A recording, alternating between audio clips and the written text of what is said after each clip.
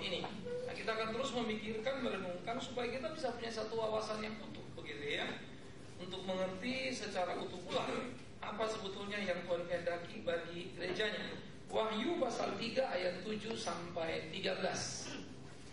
Banyak orang sudah pulang pergi ke Israel, tapi masih salah memahami kita. Banyak orang pergi sekolah teologi, tapi masih tak jelas tujuan pelayanannya. Banyak orang sudah melayani, tapi hanya jatuh hanya karena soal-soal materi. Tragedi. Dan itulah sebetulnya gereja. Nah, bagaimana kita terus bertarung di tengah-tengah zaman untuk jadi gereja yang bagus, yang solid seperti yang Tuhan mau. Nah, itu menjadi pemikiran kita. Karena itu kita terus membedah, bukan karena kita sudah baik. Hati-hati. Ketika kita mendiskusikan gereja yang jelek, tidak sama dengan kita baik. Mungkin kita mirip gereja itu, atau kita tidak seperti gereja itu dalam kesalahannya, tapi di pihak lain kita juga sama salahnya. Sehingga saya kira perlu sebuah kejujuran untuk terus kita menggali dan menggali dan menggali untuk menemukan kesejatian hidup kita. Dan saya kira saudaraku, fenomena sekarang yang terjadi banyak adalah setiap orang merasa sudah melayani, tapi ketika dibongkar habis, terkejutlah kita, karena sebetulnya kita belum melayani. Saya kira sebagian besar dari orang gagal melayani kebaikan Tuhan Yesus. Saya tidak percaya banyak orang Kristen mengerti kebaikan Kristus. Karena kalau kita mengerti kebaikannya, terlalu mudah untuk menemukan pelayan bermutu yang luar biasa, yang berani komit bukan saja waktu, tenaga, dan harta, bahkan nyawanya pun akan dipertaruhkannya kalau tahu betapa baiknya dia. Saya kira ini perlu untuk kita pikirkan sama-sama, saudara. Ya, saya pun belakangan terus berpikir dan berpikir. Saya pikir ada kegagalan saya mengerti kebaikan Tuhan saya. Ada waktu saya melawan hati saya untuk membenarkan tindakan saya, maka saya mengabaikan kebaikan. Nah, ini saya kira menjadi pertarungan gereja terus menerus dalam pergumulan kita untuk menggapai titik yang optimal di dalam warna hidup kekristenan kita, sehingga kita tidak terjebak pada rutinitas aktivitas, tapi sebetulnya kita tidak memiliki kualitas. Ya, nah ini harus menjadi semangat kita, saudara. Bagaimana maju dalam pelayanan, mengerjakan yang terbaik untuk Tuhan. Nah, Philadelphia menjadi jemaat yang sangat menarik kalau kita pikirkan sama-sama. Wahyu pasal 3, 7 sampai 13. Saya akan baca 7, saudara 8, terus bergantian hingga selesai ayat 13 dari Wahyu pasal yang ketiga. Dan tuliskanlah kepada malaikat jemaat di Philadelphia. Inilah firman dari yang kudus, yang benar, yang memegang kunci Daud. Apabila ia membuka, tidak ada yang dapat menutup. Apabila ia menutup, tidak ada yang dapat membuka.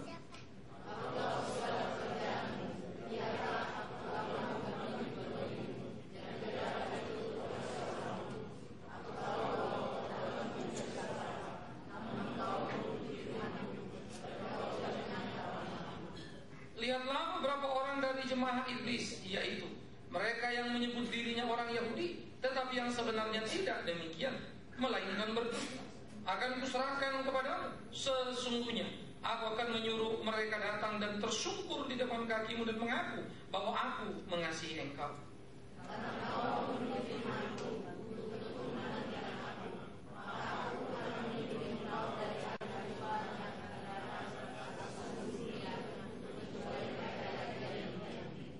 Aku datang segera, peganglah apa yang ada padamu, supaya tidak seorang pun mengambil mahkotamu.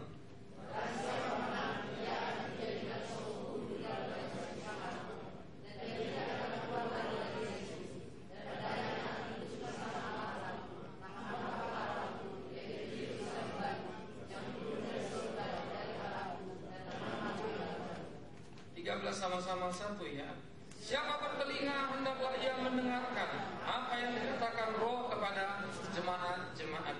Saudara kekasih, kita akan melihat Philadelphia.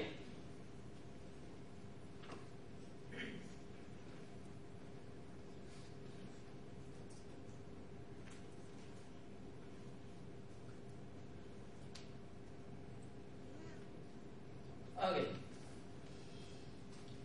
Saudara, kita akan melihat bahwa Philadelphia, ya, satu kota yang cukup strategis. Jadi ingat selalu, 7 gereja itu berputar mengelilingi Pulau Patmos, tempat dari mana Yohanes mengirim surat-surat. 28 mil ke arah tenggara Sardis yang sudah kita bicarakan, didirikan oleh Raja Emenes di waktu lampau untuk Attalus adiknya. Menarik sekali, ya, kota ini didirikan sebagai hadiah ketaatan. Ya, saya kadang-kadang pikir kalau 7 gereja, keunikan Tuhan dalam memelihara umat itu bagi saya sangat mengagumkan. Karena tiap kota di dalam sejarahnya, kota itu selalu menggambarkan juga apa yang terjadi di kehidupan umat di sana. Ini yang menjadi menarik begitu ya. Jadi semacam ada ikatan kultural yang kental, yang memberikan warna terhadap sejarah daripada kota ini. Ya, sama seperti Philadelphia yang kemudian di dalam kehidupan umat adalah umat yang diberkati Tuhan karena ketaatan juga. Ya, kota yang cukup makmur karena sangat subur sehingga memberikan kontribusi yang cukup penting bagi perekonomian Philadelphia. Tetapi sekaligus juga kota yang mempunyai masalah ekonomi yang cukup pelik. Karena apa?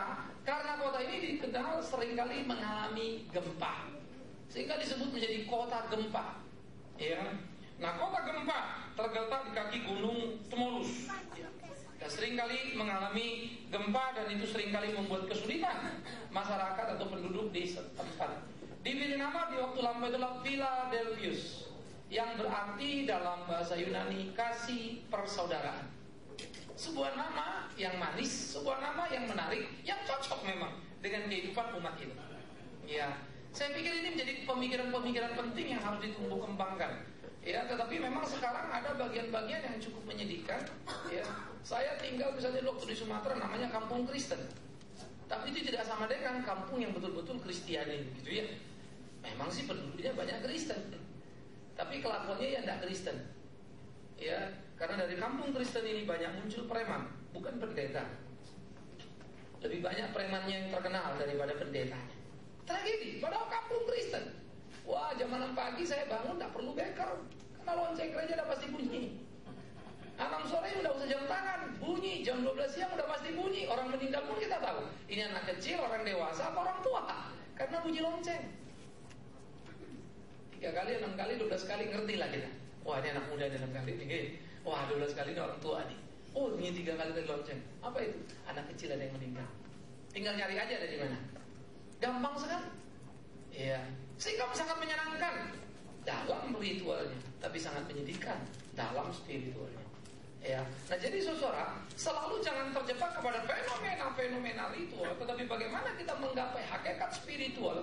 Nah, ini harus jadi pergumulan kita di dalam sepanjang zaman kehidupan kita sebagai orang-orang percaya.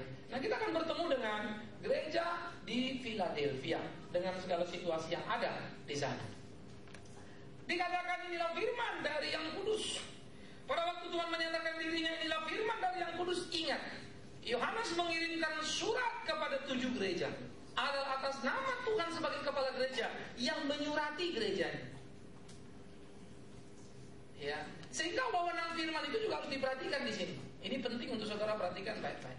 Kenapa Tuhan tidak kirim langsung surat itu masing-masing ke jemaat sendiri? Kan mereka punya penatuan. Kenapa Tuhan tidak langsung ngomong ke sana? Kenapa mesti Yohanes yang di Pulau Patmos? Untuk itulah Rasul diangkat. Karena tidak setiap orang bisa berbicara atas nama Tuhan dalam wibawa dan wewenang kerasulan. Tidak bisa.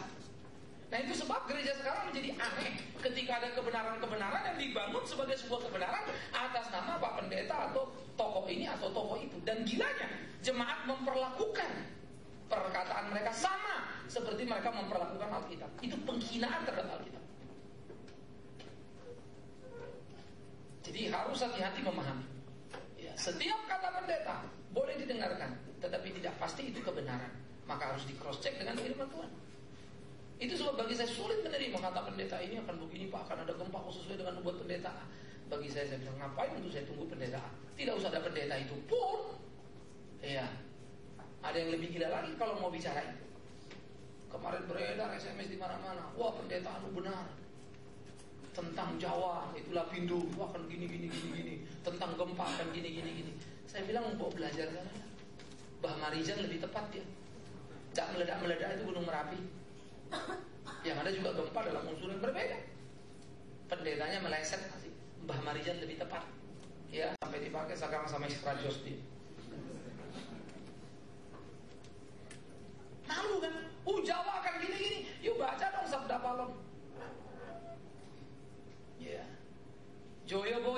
cerita Jawa kuno tentang Pulau Jawa ini apa? Dunia ini edan, wongnya pada edan. Itu betul ya. Dia ceritakan nanti perempuan akan muncul pakai celana ndak karu-karuan begitu ya, rambutnya botak gitu. Gambar kebalikan dari normal yang dulu. Ternyata betul juga. Dan salah satu yang gila menurut Ronggo Warsito adalah siapa? Ternyata orang Kristen. Karena banyak orang Kristen juga modelnya gila-gilaan. Mungkin dia mesti kaget juga ya. Dia tidak menduga ternyata orang Kristen juga bisa begitu. Kemakan model, jadi korban dari sebuah model. Sampai tidak memikir lagi pantas apa tidak pantas, etis apa tidak etis. Tragis. Kita ini dilanda oleh dunia kita, disikat oleh dunia kita sampai kita kehilangan identitas kita. Sehingga orang-orang dulu itu kalau Anda baca, mereka sangat futurolog banget, sangat futuris. Jadi mereka seorang orang futurolog yang tulen begitu ya, yang mampu membaca bukan 40, 100, 200, 300 tahun ke depan. Baca. Jadi kalau semua orang Kristen bilang pendeta nubuat ini, malu kita kan. Tapi memang susahnya lagi orang Kristen, kurang baca sih. Jadi kita pikir kita aja yang pinter gitu. Tidak banyak baca soalnya gitu. Iya. Nah ini kritik yang pedas, yang penting untuk diperhatikan oleh gereja Tuhan. Supaya tiap orang Kristen jangan merasa terlalu luar biasa, terlalu hebat, padahal kurang piknik. Nah kita mesti banyak menjelajah. Sebaliknya, kita orang Kristen pun ternyata seringkali tidak lebih menguasai Alkitab dibandingkan orang yang tidak Kristen. Ya. Nah ini gereja ini dicermati, terus disoroti, diawasi. Tetapi sejelek-jeleknya gereja dulu, doktrin mereka masih lempeng. Komprominya yang jelek. Sekarang parah sekali. Udah kompromi memang doktrinnya pun tidak karu-karuan. Jadi ngeri banget sebetulnya kerusakan sekarang ini. Yang dulu saja udah lempeng sebetulnya pengetahuan, tapi tetap aja dia lari-lari. Tuhan marah. Bayangkan sekarang dalam segala aspek gagal. Bagaimana ini guys? Cukup menakutkan ya. Nah oleh karena itulah tekanan kepada yang kudus, supaya gereja itu hati-hati. Kalau Tuhan berbicara dia adalah yang kudus, yang tidak bisa digugat di dalam kekudusannya. Siapapun di hadapannya akan menjadi celah. Itu sebab kalau dia datang dengan serta-merta seluruh orang Israel zaman Musa ketakutan semuanya. Musa majulah, yang kudus itu datang. Maka gambar kekudusan itu adalah Musa pun harus melepaskan kasutnya. Tempat di mana beliau berdiri karena Tuhan hadir dan kehadiran Tuhan diekspresikan, digambarkan sebagai sebuah kekudusan yang tidak boleh ternoda. Wow, tekanannya sangat luar biasa. Saya suka irama Alkitab atau nada-nada Alkitab pada waktu memberikan penetrasi itu menarik sekali. Sehingga tidak ada kata yang kosong, yang sia-sia ditaruh di sana, padat luar biasa. Nah waktu kita familiar dengan seluruh kebenaran Alkitab, kita pun akan terlatih ngomong padat. Saya kira ini menjadi penting karena sebetulnya Alkitab tidak pernah guyon muter-muter, tidak karu-karuan. Mana pernah? Begitu salam, begitu pak buka, langsung padat dia, langsung kental. Ya, bagi saya itu mengagumkan. Jadi kalau saya baca, gila, mengalirnya kenceng banget, dalam banget, hebat betul, dan sangat antisipatif terhadap berbagai kemungkinan yang akan terjadi. Iya.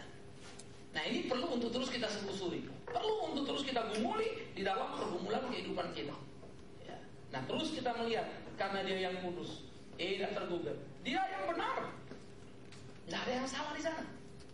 Dia sang kebenaran sejati. Akulah jalan kebenaran dan hidup, tidak seorang pun sampai pada Bapa kalau tidak melalui aku. Dia adalah kebenaran, dialah sumber, dialah kebenaran, firman hidup itu. Dan dikatakan dia yang memegang kunci Daud. Ya. Gambaran daripada kunci Daud mau menggambarkan bagaimana sebetulnya jalan keselamatan. Ini saudara bisa lihat di Yesaya 22 ayat 20 sampai 22. Catat saja nanti ya, tolong diketik sedikit di sini. Buka kurung Yesaya 22 20 sampai 22. Nah, ini menjadi bagian menarik saudara. Bagaimana gambaran-gambaran lukisan yang digambarkan kepada dia Kristus itu, yang adalah yang kudus, yang benar, jalan kepada keselamatan. Kenapa Daud disebut seperti itu? Karena itu mau membicarakan bagaimana pemilihan dan penyataan pendaulatan kerajaan Allah yang hadir di muka bumi melalui kerajaan yang dimulai pada zaman Daud, bukan Saul. Ya, itu perlu untuk kita belajar sejarah. Sehingga itu penting untuk kita pahami kenapa istilah Daud, kunci Daud, dan orang Israel itu sangat respect dan sangat menghargai dan menghormati Raja Daud dibandingkan raja-raja yang lain-lainnya. Bukan Salomo, tapi Daud, ya. Nah, itu penetapan janji Allah. Karena Allah berjanji kepada Daud, aku yang akan menjaga anakmu. Engkau tidak mendirikan bait aku untukku, tetapi anakmu. Namun kerajaannya, kerajaanku, keturunannya, keturunanku, rumahnya adalah rumahku. Rumahku, rumahnya, kerajaanku, kerajaannya, keturunanku, keturunannya. Itu janji Tuhan sama Daud di dalam Tawari, dan digenapi di dalam diri Yesus Kristus. Keturunan Yehuda, raja kerajaan Allah. Baik Allah, dia berkata, bukan baik Allah, ku bangun dalam tempo 3 hari tentang dirinya. Alkitab itu dari PL ke BB itu yang tak meleset seinci pun, tepatnya luar biasa. Asal mau lihat dan baca semua. Mengagumkan sekali. Ya. Nah, saya kira ini perlu sekali untuk terus kita pikirkan bersama-sama, saudara yang kekasih, sehingga kita betul-betul menjadi gereja yang utuh, yang menyadari siapa yang menegur kita, siapa yang menyapa kita, siapa yang sedang ada di tengah-tengah kita waktu kita sedang beribadah. Karena dia kudus benar, tidak ada yang tersembunyi di hadapannya. Karena dia kudus benar, dia tahu semua-muanya. Karena dia kudus dan benar, dia menuntut sebuah keseriusan dari kita yang beribadah kepada dia. Maka itu adalah tentang dia yang ada di tengah-tengah kita, bukan kita. Awas ya, ini tentang dia yang ada di tengah-tengah kita, bukan kita yang akan mendapat apa-apa dari dia. No. Semangat beribadah adalah tentang dia yang ada di tengah-tengah kita, bukan tentang kita. Padahal semangat ibadah masa kini adalah tentang kita. Apa yang bisa kita dapat dari kita ibadah? Sehingga orang suka ibadah karena dengan harapan akan dapat ini, dapat itu. Padahal ibadah karena sudah dapat, bukan akan dapat. Sehingga pada waktu dia mengatakan gema ini, dia mau mengatakan apa? Apapun yang akan kau dapatkan itu datang dari dia. Sehingga gereja harus bersikap tunduk sepenuhnya. Gereja harus memperhatikan kesungguhan dan tuntutan-tuntutan dari dia terhadap apa yang harus dilakukan di dalam kehidupan ini. Nah, saudara yang kekasih, kemudian sesudah Kristus menyatakan diri sebagai yang benar, sebagai yang kudus, yang memegang kunci Daud, maka kemudian dikatakan apa? Aku tahu. Yesus Kristus sebagai kepala gereja tahu. Apa yang dia tahu tentang jemaatnya? Dia tahu segala pekerjaannya Philadelphia. Saudara, pekerjaan Philadelphia adalah aktivitas pelayanan yang bersandarkan kepada ketaatan Tuhan. Dia bergantung penuh. Ya, bukan gereja seperti gereja kebanyakan.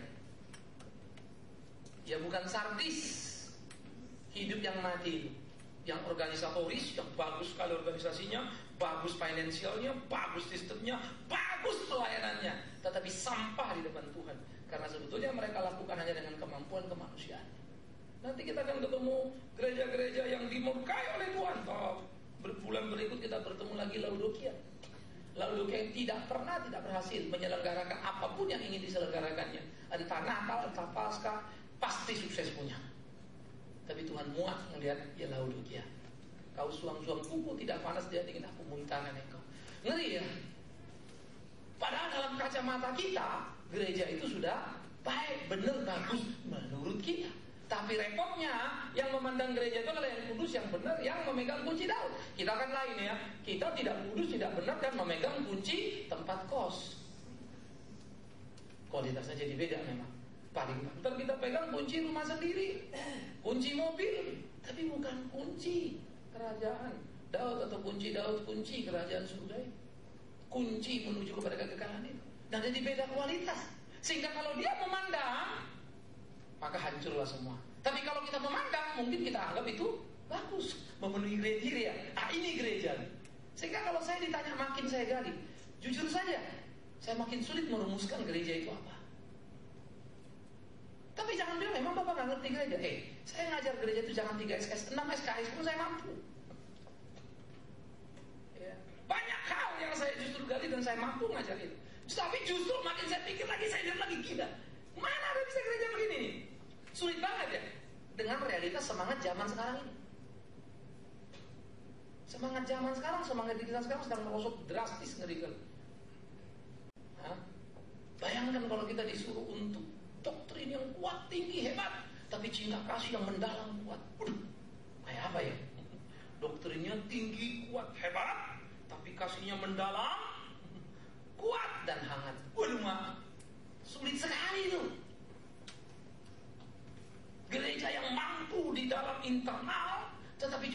hadir di eksternal. Wih, kayak apa itu ya? Gereja yang mampu membahas pergumulan-pergumulan Alkitab, tapi mampu memberi warna terhadap kehidupan berbangsa dan bernegara. Wah, apa bisa? Padahal itulah panggilan kita. Itu sebab kita harus menyadari betapa sebetulnya lemahnya gereja. Tetapi rupa-rupanya Philadelphia sudah mengisi di dalam sebuah pekerjaan yang bermutu, pelayanan yang luar biasa, dan mereka terkenal memang jadi orang-orang yang suka membantu. Ya, gereja yang unggul. Yang kedua, saudara, aku tahu segala kekuatan imanmu. Mereka dikatakan menuruti terus firman Tuhan sekalipun ada ancaman fitnah datang silih berganti. Apa yang mereka alami? Oh, ternyata mereka mirip seperti Smyrna. Ingat Smyrna? Smyrna adalah orang-orang Kristen yang kemudian difitnah oleh kelompok orang Yahudi. Dan ternyata lagi-lagi Yahudi yang jadi batu sandungannya. Tragis banget. Di Smyrna orang Yahudi berkolusi dengan pemerintahan Smyrna yang notabene kafir. Lebih suka orang Yahudi, agama Yahudi ini bekerja sama dengan pemerintah kafir, melawan, membunuh, menghabisi pengikut Yesus. Tragis ya? Kalau saya bilang itu sebetulnya sih gambarannya sekarang agak ngeri juga. Kemarin ini ada gereja ribut. Gereja ribut sama gereja ribut. Dia lebih suka pakai preman ngajar yang ini. Genteng ya? Akhirnya gereja ini pakai preman ngajar yang satu lagi. Yang satu dua kayak ini pakai preman, lalu preman-premanan. Gila.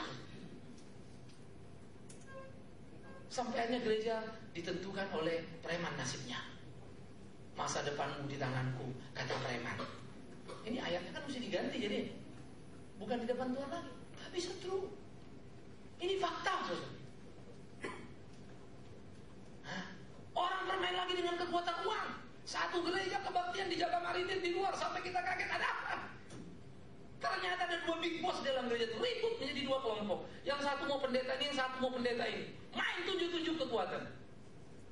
Saya bilang salah satu produknya langsung saudara tahu. Orang kaya besar kan, Pak? Tapi kok yang gila? Mari ini ditaruh depan. Yang satu tidak mau kalah lagi, taruh apa lagi? Gila betul. Dan yang lebih gila lagi menurut saya pendetanya, yang kok mau dibela bisnismen itu. Kalau saya bilang udah kalian jangan ribut, saya pergi. Kalau saya tinggalkan. Kebaktian mau kantong melek yang satu merebut lagi di depan jemaat rebut-rebutan kantong. Padahal yang mau nyetor jemaat. Bingung nggak aja kita mau ngasih kolekta? Demonstrasi apa ini? Tapi kalau anda ngeliat gedungnya pasti akan anda bilang, wah ini gereja yang diberkati Tuhan. Lihat orangnya penuh, anda juga akan kagum kan? Wah ini luar biasa dipakai Tuhan. Pasti begini. Kita lupa. Ya. Yang namanya penjahat pun punya teman polisi. Polisi penjahat. Punya juga lawyer penjahat. Kan begitu tuh ya. Semua penjahat ada kotaknya masing-masing. Yang baik ada lawyer baik, temannya orang baik, polisi baik. Tapi dua kubu selalu terjadi baik jahat. Begitu juga gereja. Kok gereja jahat bisa penuh Pak? Karena banyak jemaat jahat. Juga butuh gereja jahat. Ketemu tau? Lah kalau orang jahat masuk gereja baik-baik, dah tahan kita. Itu kan masuk satu. Mana kita kuat? Lama-lama kurang ajar nih, saya di sini jadi kayaknya salah dulu gitu. Gue di sana dihormat-hormatin kan gitu. Ya udahlah pergi ke tempatnya dihormati. Begitu udah di ujung sana udah disambut. Wah, apa kabar Pak? Puji Tuhan. Bapak memang luar biasa dipakai Tuhan. Apa nggak makin besar hatinya? Besok tambah lagi sumbangan, tambah besar pula lagi berkat ini kata Pak Pendeta kan? Makin jadi. Orang senang jadinya sesuai. Pasti dong penuh. Maka orang yang gila pujian akan pergi ke gereja yang royal memuji. Tapi orang cinta kebenaran pergi ke tempat yang Tuhan yang suka kebenaran. Tragisnya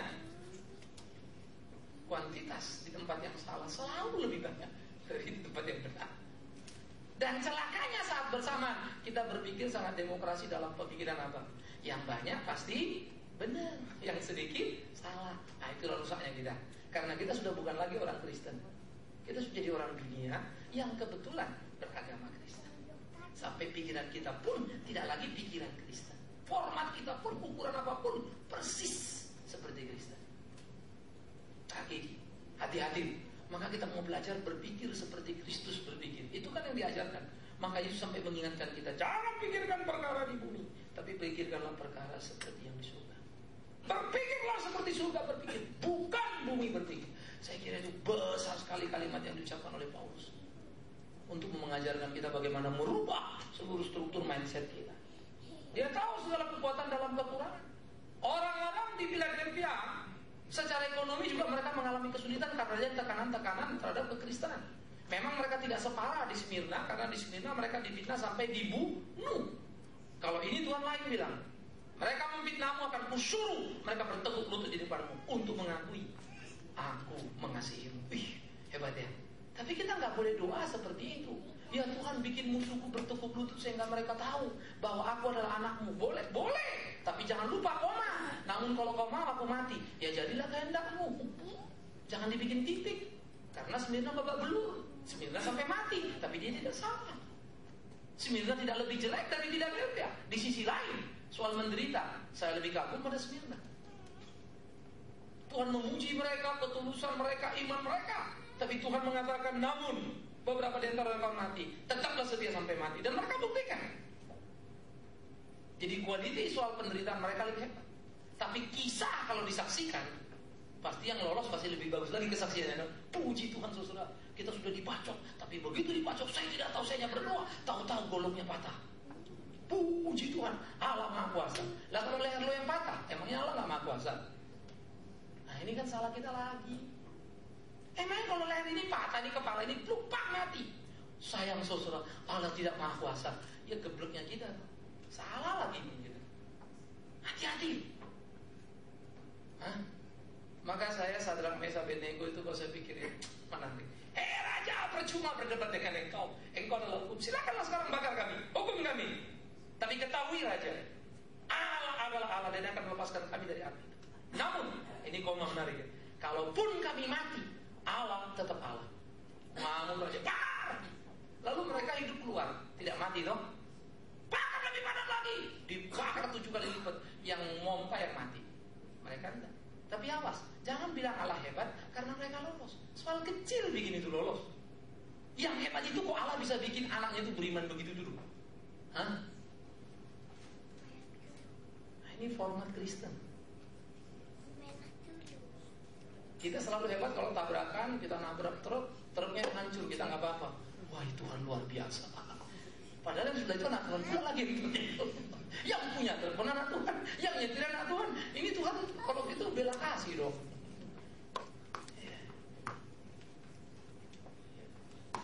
Maka kadang-kadang ya, saya suka geli dengan diri saya sendiri. Kalau bola ini, balap misalnya, saya suka. Tapi tidak ada waktu lagi nonton tuh. Tapi kalau pas lagi nonton begitu ya, wah Tuhan tolong dia menang. Jagoan saya menangkan gitu ya. Sembari saya berdoa, padahal saya nggak tahu hidupnya kayak apa. Gila juga ini orang Kristen ini ya. Otomatis berdoa kan begitu. Tapi ini pergumulan apa ini? Cuman supaya saya puas. Karena apa? Jagoanku menang gitu loh. Nggak taruhan, sendiri di kamar bisa begitu. Apalagi kalau taruhan, doanya kan makin kenceng. Lalu kita bilang, Tuhan tenanglah kau. Pokoknya kalau menang 10% buatmu. Bahkan ini bukan dagang 20% kan kira-kira gitu. Udah tahu makin kalah lagi 50% Tuhan.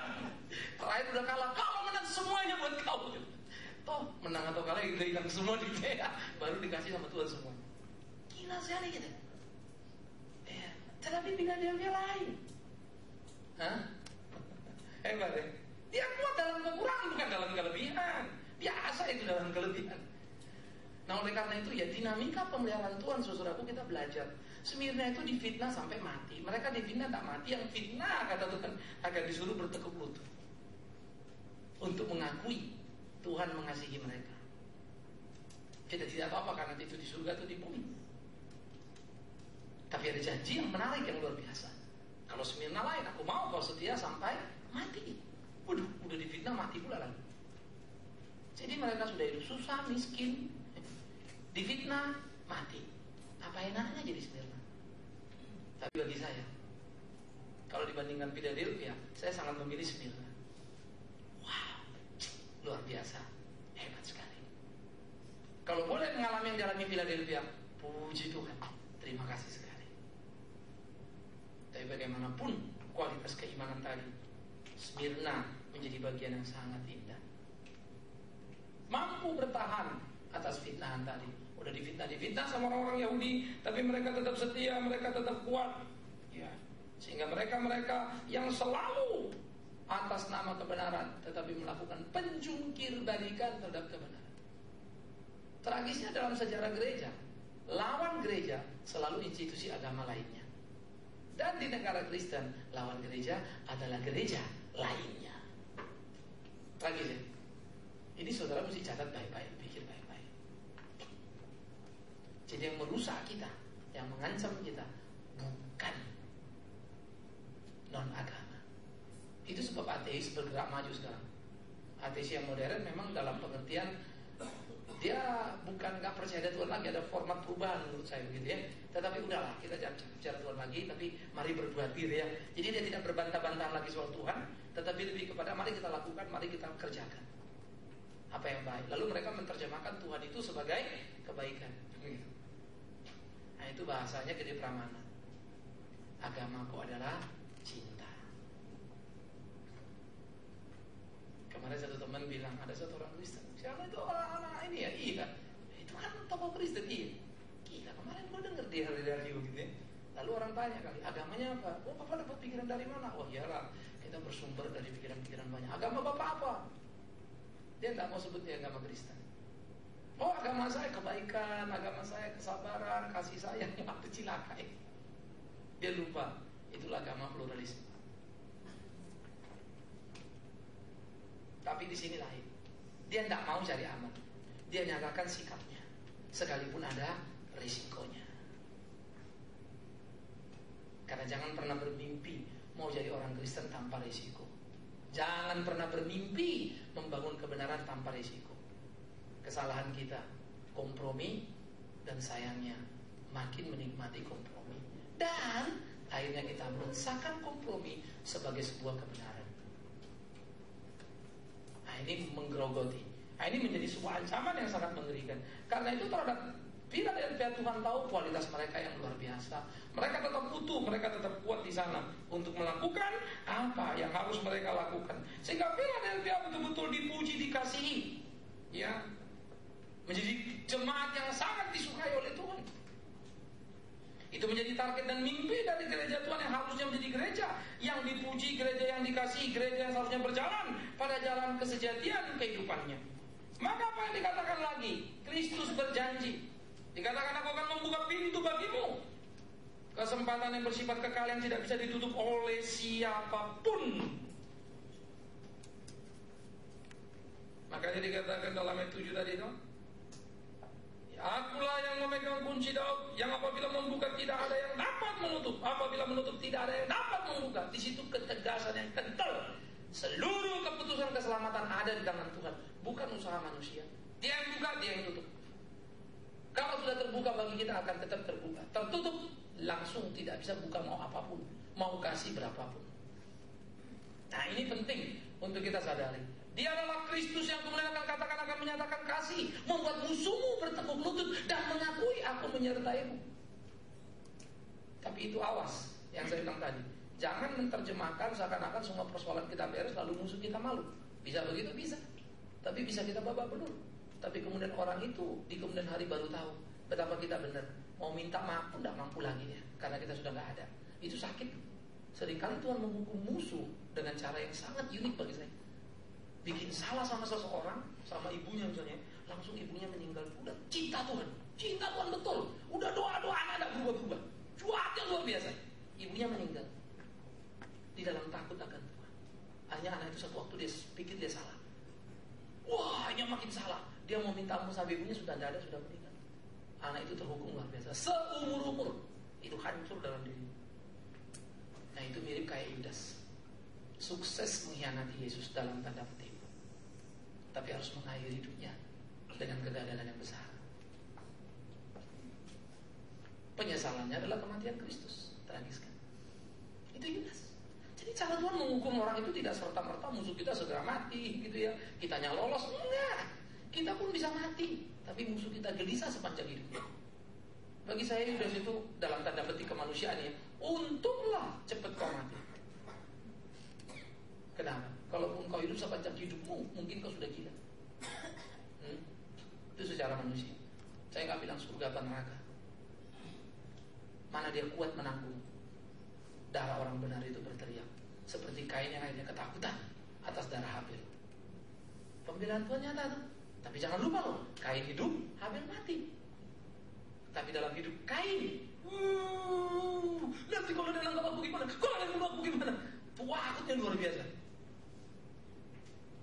Nggak jelas apa yang terjadi di sekitarnya, nggak jelas siapa musuhnya, tapi yang jelas takutnya ada. Tragisnya. Maka jangan main-main dengan kebenaran dan jangan pernah takut pada pemeliharaan Tuhan. Tapi jangan juga seperti yang saya bilang tadi berdoa, seakan-akan kalau nanti orang ganggu kita biar dia mati hancur lalu aku hebat makmur. Bukan itu. Biarlah Tuhan bela kita dengan cara Dia. Tuhan mampukan kita menerima pembelaan Tuhan dalam hidup kita. Anda nggak akan frustrasi. Tapi kalau kita sudah diformat pada satu format, ternyata nggak begitu, kita akan frustrasi lalu marah-marah sama Tuhan. Padahal Tuhan tidak salah, yang salah kita. Salah ngerti Tuhan kan begitu. Salah format Tuhan. Ya kacau dong kita. Iya kan? Nah jadi saudara kekasih, dia menyatakan kasih, tapi awas dalam menyatakan kasih luar biasa. Dia melindungi, tetapi jangan salah ngerti. Melindungi tidak sama dengan engkau tidak mati. Dia melindungi jemaat di Smyrna sampai mereka mati. Iman mereka hebat, kesaksian mereka luar biasa. Tapi dalam konteks melindungi Philadelphia, ia melindungi mereka lolos dari kematian. Menarik ya. Nggak ada yang salah loh Tuhan. Ya. Dan seluruh pekerjaan Tuhan katakan tidak ada kerjanya yang tidak sempurna. Dia buat semuanya sempurna luar biasa. Tetapi awas, tidak ada Alkitab bercerita kemudian gereja di Philadelphia menjadi gereja yang kaya raya. No. Tetap saja gereja sederhana menuju miskin, statusnya sampai selesai. Tapi tetap saja dia gereja yang kuat untuk mengeluarkan dan memberikan apa yang mereka harus berikan dalam hidupnya. Mengagumkan sekali. Ya. Nah saya kira ini perlu kita pikirkan dan kita gumuli dalam kehidupan kita, saudara yang kekasih. Nah karena itulah sebetulnya ketika orang memberi kepada Tuhan sesuatu apapun persembahannya, itu dalam kerangka pikir yang utuh. Bagaimana dia sudah dikenyangkan Tuhan dengan apa yang Tuhan sudah berikan kepada dia. Bukan dia memberi supaya Tuhan memberi lagi kepadanya. No.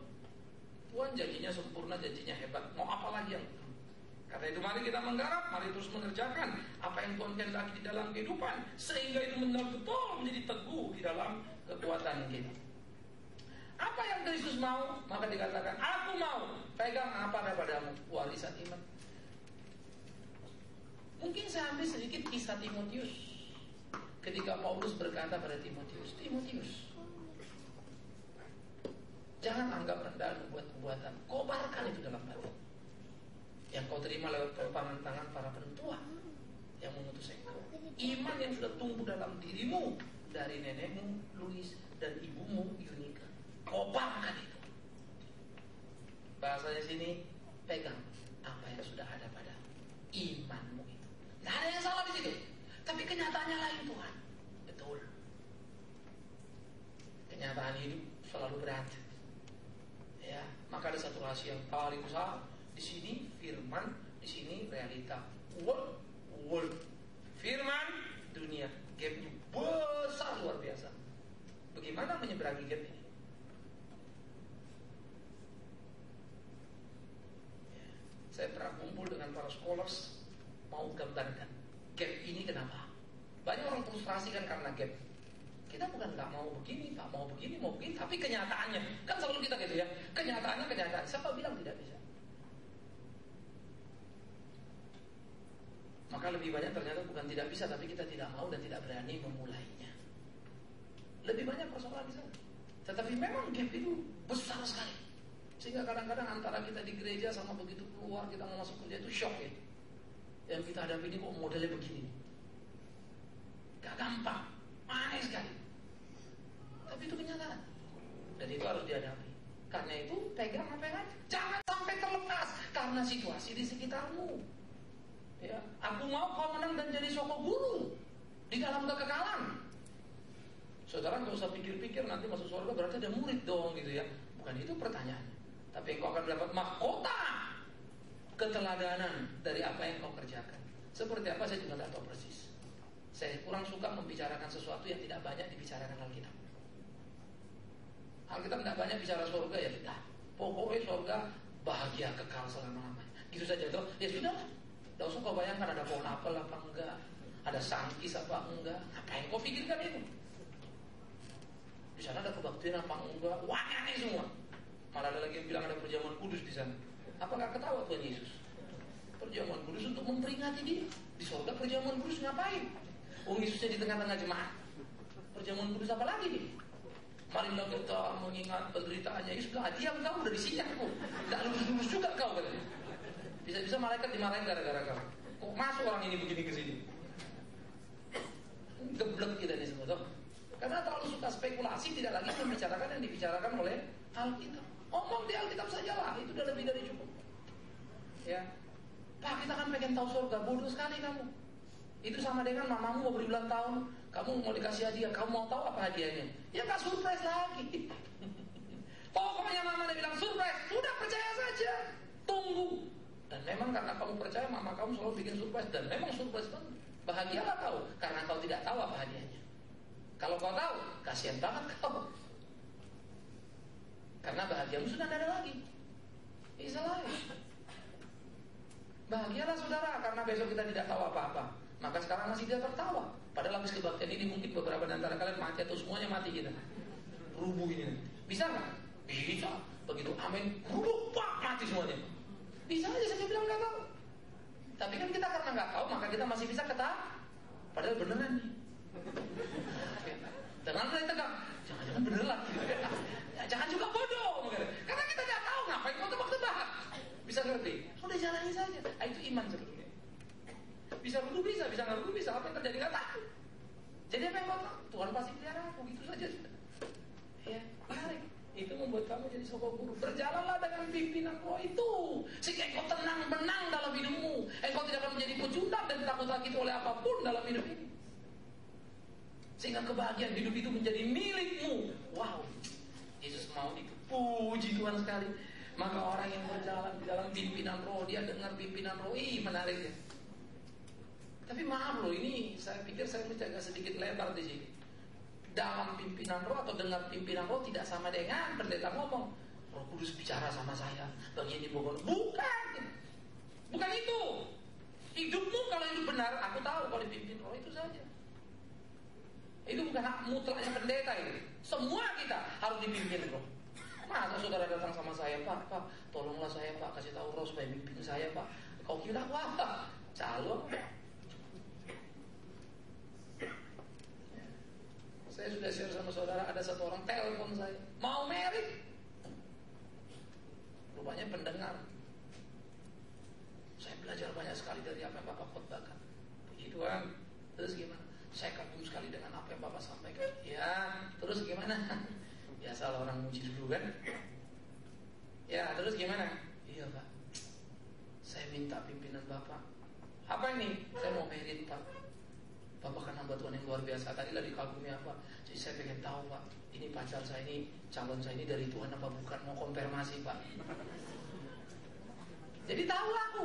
Ternyata dia tidak mengerti khotbahku. Ngerti? Saya mengagumi khotbah-khotbah Bapak. Dalam hatiku, diam engkau. Kalau kau kagumi, tak bakal kau berani nelfon aku nanya-nanya ini. Pasti kamu tidak ngerti khotbah saya. Kalau kamu ngerti khotbah saya, tidak mungkin kamu tanya sama saya begitu. Karena saya tidak pernah ajarin orang. Oh jadi gitu, jadi dia mau merit ya. Saya betul. Iya Pak, serius dia nanya kan. Laki kau. Oke, yang pacaran udah berapa lama kau pacaran? 3 tahunan Pak. Yang pacaran siapa? Kau apa aku? Saya Pak. Kenapa aku mau tanya? Yang pacaran kau, yang mau kawin siapa? Saya Pak. Tanya dirimu. Itu dari Tuhan apa bukan? Kan Bapak hamba Tuhan. Dan memang iya. Kan Bapak bisa kasih tahu. Itu dukun namanya. Aku pendeta. Padahal kalau saya bilang iya saja, senang banget dia kali ya. Tapi apa saya boleh bodoh-bodohin orang? Apa tadi tampar Tuhan saya? Ngomong benar sama dia saja pun hidup saya masih banyak yang kurang benar kan? Masa saya tambah lagi hidup kurang benar, ngomong pun tidak benar. Habis saya sama Tuhan. Tapi orang bisa begitu. Ini bukan itu. Semua kita dipimpin Roh. Semua kita dijaga asal hidup kita sesuai dengan kehendak Tuhan. Tuhan kasih kita jalan. Sometimes kita ngalamin hal-hal yang kita nggak ngerti. Kenapa saya gini ya? Untung saya di sini. Jadi begini. Coba kalau begitu tadi jadi lain. Kadang kita bisa begitu, bisa. Tapi natural juga jalan. Kan Tuhan sudah ajar kita jangan mencuri. Waktu ada keinginan mencuri kita tidak mencuri. Itu namanya kita sudah dipimpin roh. Jadi itu tidak sama dengan berbahasa roh. Jangan dicampur aduk. Ya, dipenuhi roh tidak sama dengan bahasa roh. Tidak ada. Bahasa roh itu karunia roh. Menolong orang tidak beriman jadi beriman. Orang sudah beriman tak perlu lagi itu. Sudah kuat imannya. Dia tidak perlu fenomena. Kuat dia bergantung pada. Ini sistem berpikir yang ketat yang harus kita perhatikan. Sehingga beginilah orang-orang Kristen yang Kristus mau supaya mereka kuat dan bertumbuh di dalam kehidupan sehingga mereka menjadi luar biasa. Ya. Sekarang kita akan berbicara, saudara, kita sebagai gereja. Kita sebagai gereja hati-hati. Jangan kita seperti Efesus, kasih yang menghilang dalam doktrin yang kuat. Tragis. Ya. Kita kalau minggu di sini kebaktian sangat sistematik ya. Minggu 1, 2, 3 eksposisi. Kitab-kitab kita selesai. Ya. Saya khotbah banyak gereja. Pak, jangan lupa besok. Bisa-bisa saya ditelepon lagi, Pak, besok kan acara ini Pak, temanya apa Pak ya? Gila. Gue yang khotbah, gue yang ditanyain tema. Maka berbahagialah pendeta yang tidak suka persiapan. Karena apapun temanya ditelan oleh gerejanya. Bisa ngerti maksudnya ya? Karena mereka tidak ngerti. Sehingga gereja-gereja ini udah gereja mau begitu. Ya. Kalau persekutuan saya masih ngerti, persekutuan karyawan telepon. Ya namanya karyawan semua. Mau mereka tahu apa? Iya, paling kita ngobrol. Kira-kira situasi gimana gini? Oke, kita bahas ini ya. Tapi kalau sudah gereja, ada pengerja di sana, tapi tidak tahu arahnya kemana, mau kemana gitu. Maka jangan heran, kita pergi ke persekutuan doa, pergi ke gereja, pergi kemana aja, topik ya itu terus yang berputar. Maka nggak pernah berkembang pikiran Kristen gitu. Ya, cepat segitu aja, kayaknya sempit banget Alkitab itu. Padahal luasnya setengah mati. Awas. Gereja seperti Efesus kuat di doktrin saja bisa jebol kasih. Apalagi kita doktrin tidak ada, tidak kebayang saya. Maka banyak orang mengasihi tanpa doktrin itu pun menggelikan. Karena tidak lebih tindakan moralitas seperti agama lain juga yang punya kasih sayang. Tapi itu bukan kasih yang Tuhan maksud. Kasih tidak mungkin muncul menjadi sebuah tindakan tanpa pemahaman yang kuat. Tapi pemahaman yang kuat tidak mungkin menjadi benar tanpa tindakan kasih. Knowing theology, doing theology penting. Kita jangan seperti jemaat di Sardis, hidup tapi mati. Tidak karu-karuan. Semua oke tapi babak belur. Jangan tergamus yang kompromi dengan dunia. Memperjualbelikan kebenaran supaya bisa diterima. Jangan seperti Tiatira yang menjual diri. Sehingga terjadi pelacuran yang sangat mengerikan, merusak kehidupan mereka. Kita mesti belajar menjadi seperti Smyrna yang tahan menderita, atau seperti Filadelfia yang hidup dalam pimpinan Tuhan untuk menggapai kebahagiaan kehidupan. Sehingga gereja dituntut, saudara, bekerja untuk Tuhan bukan untuk dirinya, bekerja untuk Tuhan bukan kelompoknya, bekerja untuk Tuhan bukan denominasinya.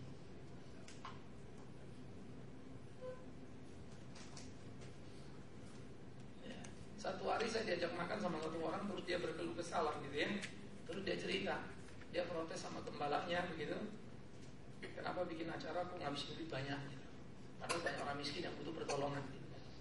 Karena dia dengar kita bikin sekolah di Kalimantan, dia cukup interest, lalu dia ajak saya bicara. Sudah ngobrol-ngobrol, wah dia marah sekali dia, kelewatan. Terus gimana? Saya mau bikin surat, saya mau edarin semua begitu ya. Kenapa mesti bikin gitu? Ya. Terus pas ngobrol-ngobrol dia cerita gini, masa apa katanya? Sekarang bagaimana sikap saya? Saya datang, saya ngomong sama Bapak Gembala. Kenapa kita begini? Uang habis banyak, bla bla bla bla gitu ya. Padahal kita butuh tolong orang lain. Gembala cuma tanya satu, kamu tidak perlu atur-atur gereja. Lu saya kan boleh ngomong sebagai jemaat. Ditanya lagi, emang sudah berapa banyak duit yang kamu kasih ke sini? Sampai dia kayak nggak bisa ngomong tapi juga mau ngamuk guys. Sampai nggak bisa nakal, nggak pernah mimpi ditanya itu. Berapa banyak uang yang kamu kasih? Kalau lo ngasih duit banyak, lo boleh ngomong banyak. Kalau nggak jangan bicara. Memang tentu dia kalah banyak dengan yang lain. Hanya dia pergi, dia tinggalkan dengan kemarahan yang menyala-nyala di batinnya. Banyak sekali orang Kristen rindu mau benar, tapi kemudian jadi korban dari ketidakbenaran. Kasihan. Ya. Ini menjadi tragedi.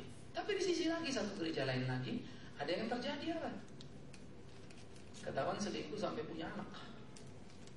Protes dari mana-mana, surat-surat masuk, sampai terakhir gereja nggak tahan lagi. Si gembalanya nggak kuat lagi karena terlalu banyak teror surat kaleng gitu ya tentang si majelisnya ini. Rapat lah. Waktu rapat, semua pengurus gereja ada cerita begini, dengar, udah, iya Pak, gimana ceritanya ini? Jadi gimana sikap kita? Oke, sekarang bendahara, coba gimana laporan? Heran nih, ini kan persoalan amoral, yang ditanya bendahara. Apa bendahara juga mencatat masalah moral? Saya juga nggak ngerti. Tapi jawaban bendahara itu menarik sekali. Saya sudah periksa Pak, setahun terakhir ini perbulannya naik terus. Nah, coba lihat, mana mungkin dia selingkuh? Per bulannya naik terus kok. Selesai dan rapatnya langsung diketok palu, tutup. Mari kita berdoa. Memang ikut Tuhan susah, fitnahan selalu banyak. Wih, kalimatnya sih bagus ya, difitnah banyak. Padahal dia memutarbalikkan fakta. Tutup. Gila ya. Tapi jemaat itu, ribuan selalu. Ribuan.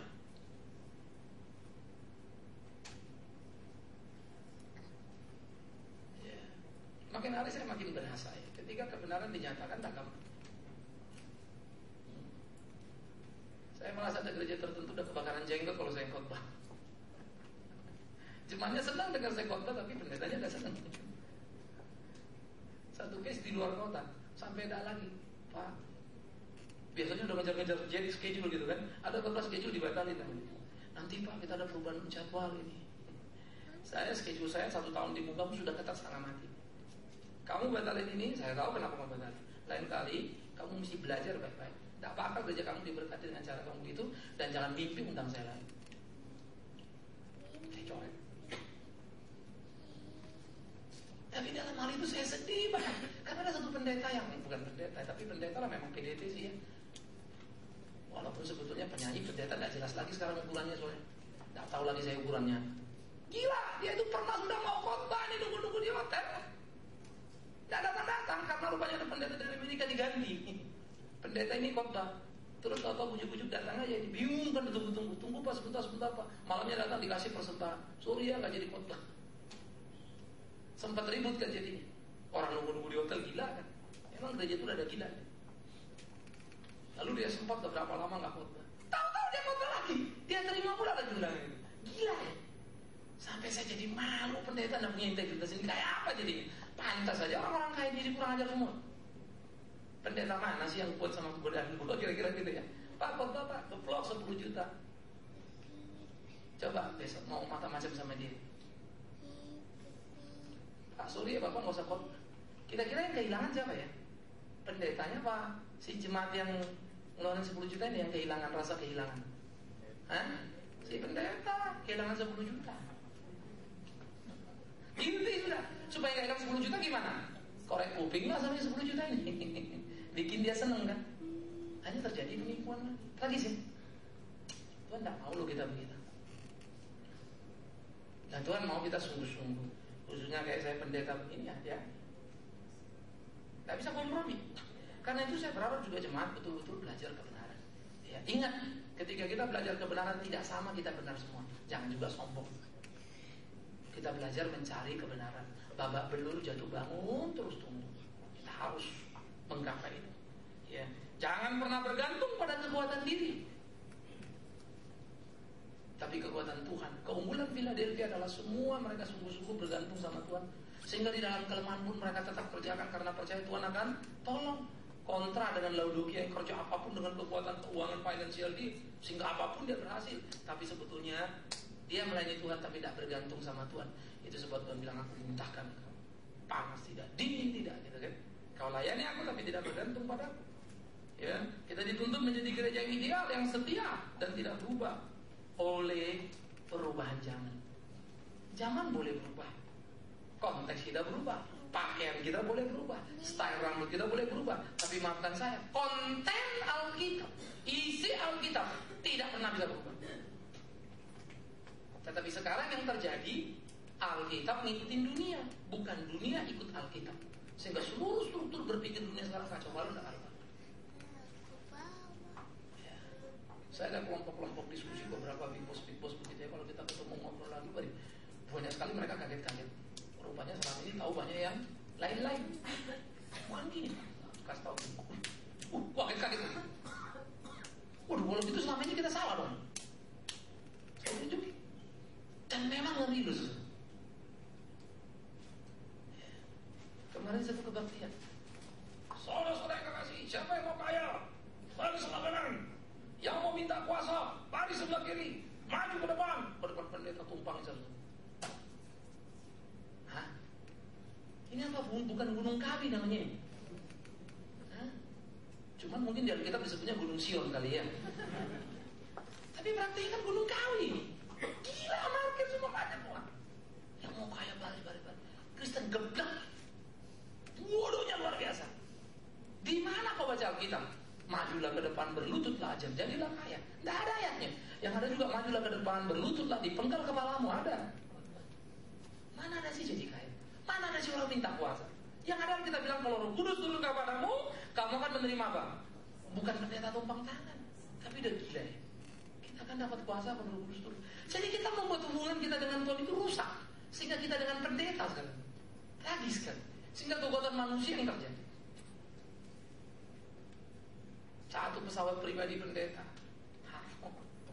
Duduk dia di sini, tempat duduk dia ini dinding semua. Ada nama-nama gitu. Yang dekat dia ini saya lupa itu 100.000 apa berapa? US dollar, bukan 100.000 rupiah. Itu dipegang sama dia, didoain tiap kali sambil jalan, didoain. Jadi kalau di belakang ikut kena hawa doa, itu 10.000 US. Makin jauh, makin ke belakang makin murah harganya. Dekat-dekat seputar dia yang kepegang-kepegang gini 100.000 semua. Bayangin berapa nama itu? Gila gak? Dan ada yang mau. Jadi sudah pendeta ini gila, lebih gila lagi jemaat. Ada yang mau bayar. Serem ya? Tapi ini kalau hadir ratusan ribu orang. Kemarin saya ditanya kalau berdiskusi, sorry ya, kita internal ya. Saya tidak ada masalah diskusi, tapi tanya saya fair. Saya tunjukin semuanya. Kaget-kaget semua. Sayang, kalian sebetulnya orang kaya banyak uang pergi ke Amerika jalan-jalan. Dengerin tuh khotbah 2 sisi. Khotbah versi A, beli lagi CD-nya yang versi B. Ini baru bisa tahu. Karena kalau di Amerika sebetulnya pendeta khotbah itu bisa di kaset khotbahnya diambil, terus dia ngomong. Kalau pakai CD kan kita bisa kasih garakan, kita kasih komentar dia kita komentari terus begitu. Langsung dijual lagi. Artinya didistribut lagi, diperbanyak lagi. Kalau di sini kan nanti kalau kita bikin gitu kan dibilang gak hikmat lah kan gitu ya. Jealous lah apalah. Wah, kalau saya mau beda-beda begitu menarik banget itu. Ya. Tapi di timur kan gak siap begitu. Kalau di barat kan biasa. Telanjang sekali ya. Tunjuk, wah ngeri sekali. Ya. Dan pendeta besar begini bisa salah khotbah. Ngakuin lagi salah. Tapi yang dengar khotbahnya salah, tidak pernah dengar pengakuan dia. Ini bikin repot kan. Itu pun ngaku kan udah terdesak kiri kanan, udah gak bisa lari dia. Tunjukin di mana salah. Tapi orang Indonesia sangat mengaguminya. Fenomena gereja Philadelphia sangat makin menipis. Justru kontra Philadelphia yang paling banyak. Karena kita itu tidak lagi ada kuat dalam kekurangan. Semua gereja mau supaya kekurangannya berubah menjadi kelebihan. Kuat dalam kelebihan, kan gitu ya. Wah, Tuhan memberkati saya karena bla bla bla. Semangat Philadelphia tidak ada. Philadelphia memberi pertolongan, bantu uang, padahal mereka susah. Mereka mirip gereja Makedonia. Paulus bilang, udah kalian jangan ambil bagian Yerusalem, biar teman-teman lain urus. Paulus jangan larang kami juga mau memberi. Bayangkan Paulus kan ngerti kesusahan mereka. Mereka ngotot, mereka beri. Ingat janda miskin. Ya. Kadang-kadang saya pikir saya tidak punya uang itu sebab kalau saya mau memberi sesuatu saya pikir, aduh duit gue gimana ya, habis ini gimana gitu. Tapi saya bilang gitu, gila juga ya. Saya khotbah janda miskin masa kalah sama janda miskin. Saya kan bukan budak miskin ya. Punya anak, punya apa, masih ada uang, apa semua, kok masih gini? Belajar terus untuk lakukan. Nggak gampang loh. Ya, karena kita diganggu oleh kenyataan-kenyataan kan, ukuran-ukuran kenikmatan yang ada kelasnya semua. Maka kudu hati-hati. Kita terus seperti yang Tuhan mau. Nikmat sekali saudara. Ya, biar step by step terus kita jalani pimpinan Tuhan di hidup kita sehingga kita menjadi gereja yang seutuhnya. Oke, saya stop sampai sini supaya kita ada waktu untuk berdiskusi. Ada yang mau bertanya? Mungkin saudara mengkompar dengan realita-realita gereja yang saudara hadapi, kalau gini gimana gitu. Tapi tidak perlu menyebut nama-nama gereja atau nama orang ya.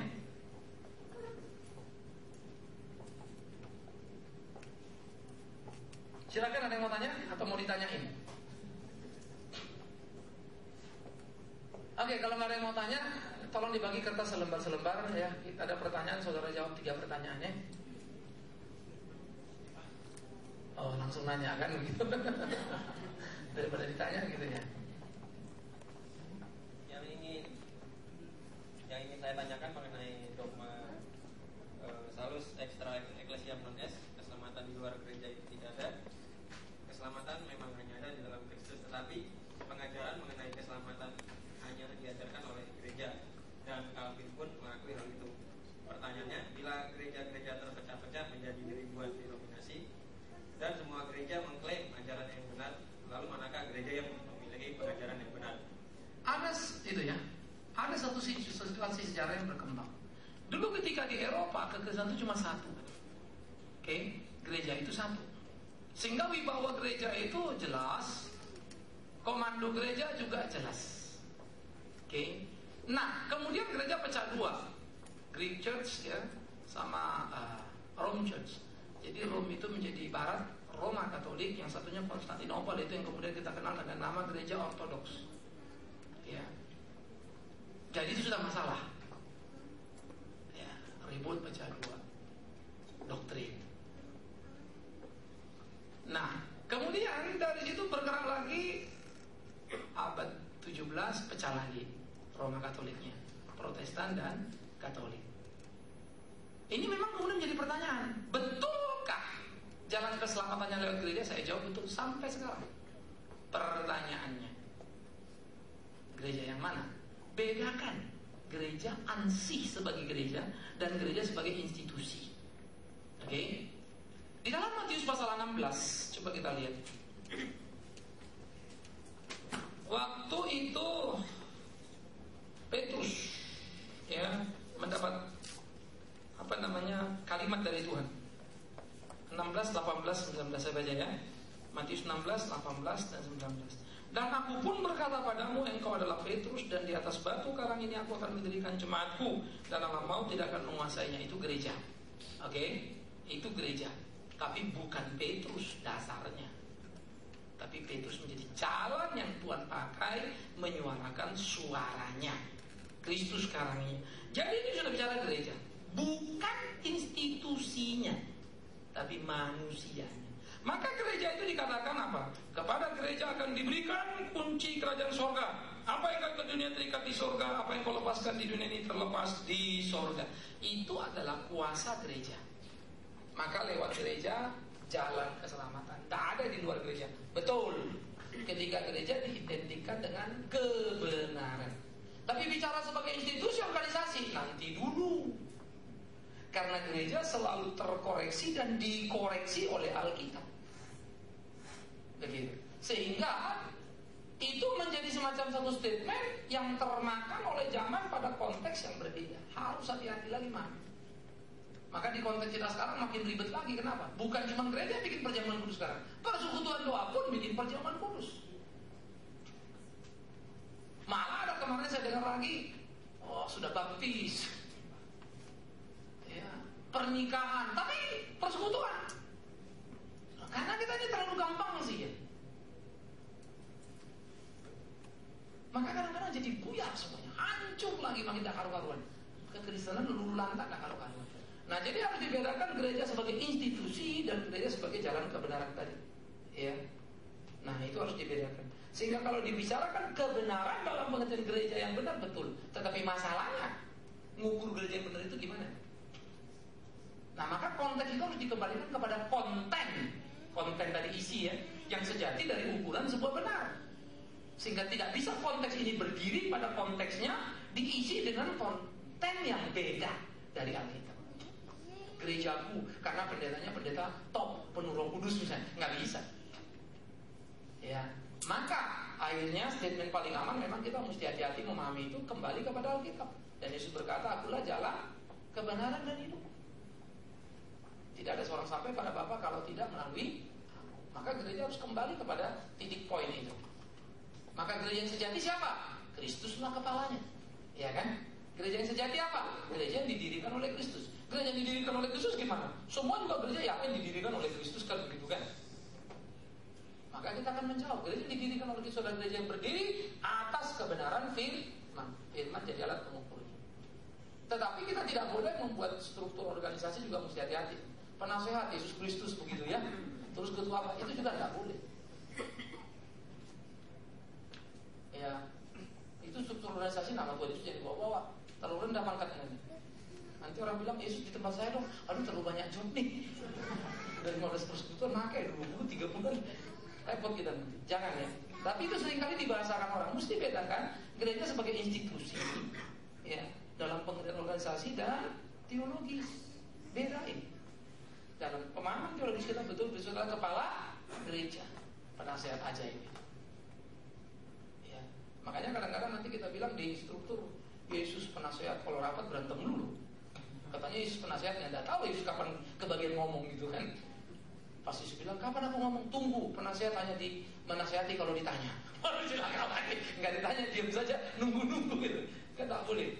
Ya, nah itu mesti diperhatiin. Jadi basic konteks mesti ada. Sebetulnya itu dulu dari Katolik duluan.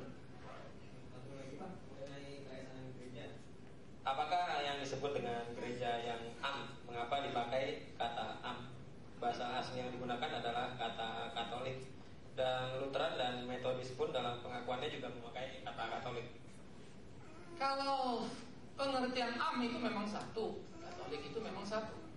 Kemudian kenapa nggak dipakai gereja Katolik? Tergantung dari perspektif kamu tentang pengakuan iman sudah berapa tahun umurnya. Kalau pengakuan iman sudah jauh lebih tua dari Katolik belum ada, tidak ada masalah, nggak ada kaitan maksudnya. Tapi kalau diyakini misalnya pengakuan imam rasul itu ada sesudah Katolik pecah, seakan-akan kita tidak mau menyebut namanya Katolik karena dipakai oleh Katolik, tentu ada sesuatu yang salah. Kan gitu. Sehingga perdebatan-perdebatan itu pun sangat berkaitan dengan church historical. Gereja yang kudus dan am itu satu, Katolik itu satu. Yes. Ya. Tetapi kalau kemudian gereja yang Katolik, nah ini orang sekarang juga memahami ini Katolik, gereja yang Katolik maksudnya gereja Katolik itu ya gitu. Pasti bukan kan? Bukan Katolik sebagai organisasi, tapi Katolik sebagai amnya. Ya, nah itu yang harus diperhatikan. Nah, kalau yang ini sendiri di dalam teks asli yang saya tahu sih am itu katanya sudah lama sekali dipakai. Ya. Metodis pakai Katolik. Saya malah belum lihat pengakuan iman rasulinya Metodis. Pakai pengakuan iman rasuli. Yang Katolik begitu. Saya mesti ngecek dulu yang Metodis. Hah? Nah itu Metodis bilang enggak. Lalu ngarang-ngarang dulu. Itu kan Metodis ini pengertiannya dulu. Am juga. Am tuh lo menyesatkan pendeta lu. Hah? Bahasa Inggrisnya nanti kita lihat lagi ya. Tapi am sama Katolik memang artinya sama. Oke. Jadi gereja itu satu ya. Karena tubuh Kristus. Nah itu yang disebut dalam 21 Korintus 12. Berbagai anggota tetapi satu tubuh. Nah, itu church. Oke, ada lagi? Ya Pak Hanan. Keselamatan itu sifatnya pribadi atau bersamaan?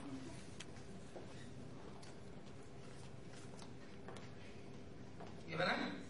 Pertanyaan yang pertama, keselamatan itu bersifat pribadi atau kebersamaan? Artinya pribadi ya sebagai pribadi karena ya. Ada tertulis bahwa tubuh itu adalah bait Allah. Yang kedua, pertanyaan saya yang kedua, yang tadi Pak mengenai kunci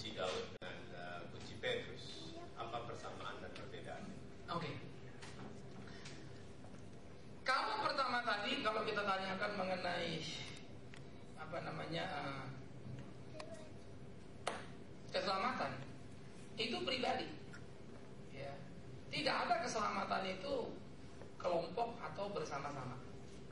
Dalam PL pun sudah diatur dosa bapak ditanggung bapak, dosa anak ditanggung anak. Itu sudah jelas di dalam PL. Yang kedua, orang Israel diselamatkan tidak sebagai bangsa Israel.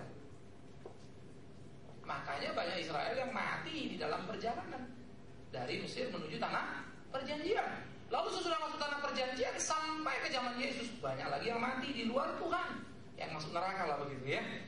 Zaman Yesus, ya udah saya masuk neraka. Padahal kelompok kebersamaannya kan lebih ketat lagi, sama-sama Yesus kan begitu. Tapi tidak ada, sangat personal. Nah, bagaimana dalam kisah Rasul? Apabila engkau percaya maka engkau dan sisi keluargamu akan selamat. Opportunity. Itu bukan automatically, tapi opportunity. Kalau si bapak sebagai keluarga, kepala keluarga percaya Yesus, dia akan membawa keluarganya mengenal.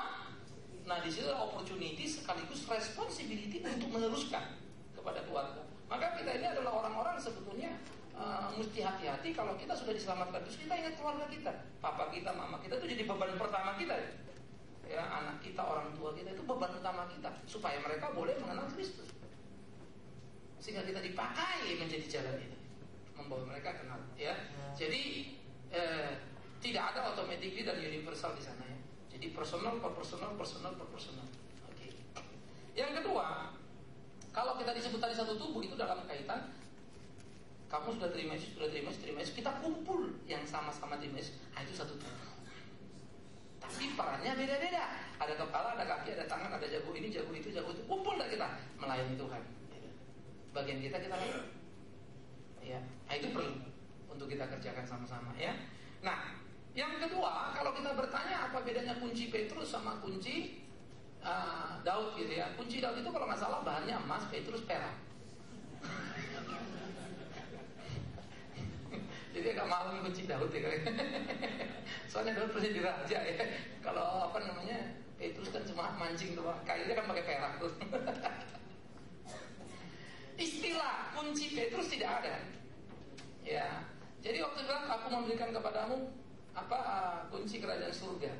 Nah, kunci Petrus memang kemudian diistilahkan di dalam kepausan. Ya. Jadi seakan-akan penerus Petrus itu siapa? Paus. Begitu loh. Yang kunci ini. Sebetulnya di generasi berdasarkan struktur jabatan sampai di infallibility Pope pun dinobatkan. Nah, jadi kalau di dalam kisah itu harus kita pahami kunci Daud adalah simbolisasi pemilihan Tuhan terhadap janji tadi itu kan. Keturunanmu adalah keturunanku. Gitu loh.